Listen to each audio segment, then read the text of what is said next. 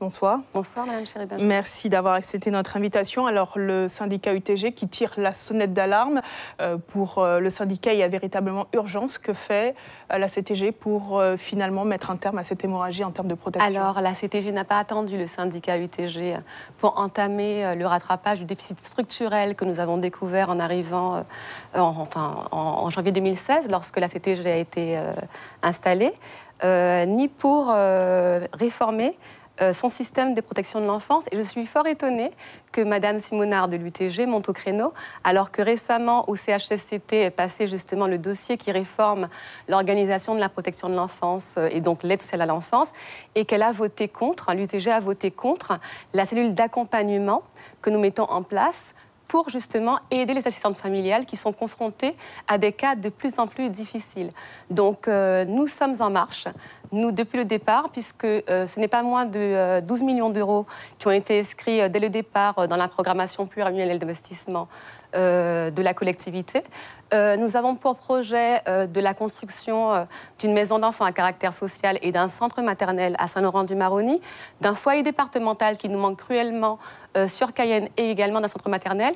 Et conjointement avec le préfet, nous avons également lancé un appel à projet pour ouvrir des places sur les Savanes et sur l'Ouest. Alors Audrey-Marie, ça ce sont les projets de la CTG. On va tout de même parler de ces familles d'accueil qui représentent à peu près 168 des assistantes familiales qui accueillent à peu près 500-600 enfants.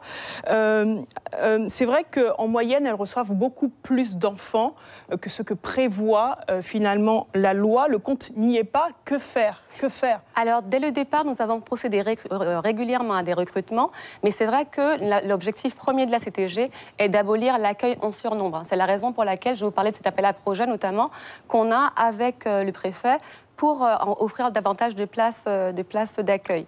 De places d'accueil en établissement collectif, mais également en placement familial. Alors, c'est vrai que le chiffre est descendu et il y a des inégalités géographiques. Par exemple, tout le monde sait que sur Saint-Laurent-du-Maroni, il y a des difficultés à avoir des logements. Or, la condition pour être assistante familiale, c'est d'abord l'enquête sociale. On se rend sur place et on voit si les conditions d'accueil sont acceptables.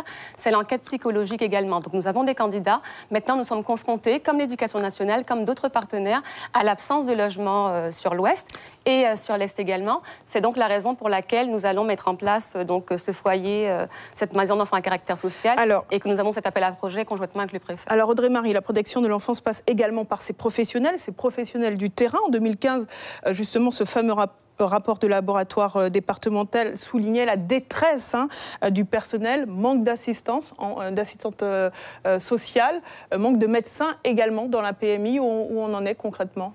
Alors, le rapport de l'ODPE, de l'Observatoire de la protection de l'enfance, était justement intitulé « La protection de l'enfance, la situation critique de la protection de l'enfance, une impérieuse nécessité d'agir ». Et c'est vrai que ce que le rapport ne disait pas, c'était de la description des conditions de travail des agents. Et donc nous nous attelons également à donner de meilleures conditions de travail aux agents et à proposer aux assistantes familiales non seulement cet accompagnement, mais également un contrôle et également des enquêtes lorsqu'il y a des situations litigieuses. Merci Audrey-Marie pour toutes ces précisions. Je vous en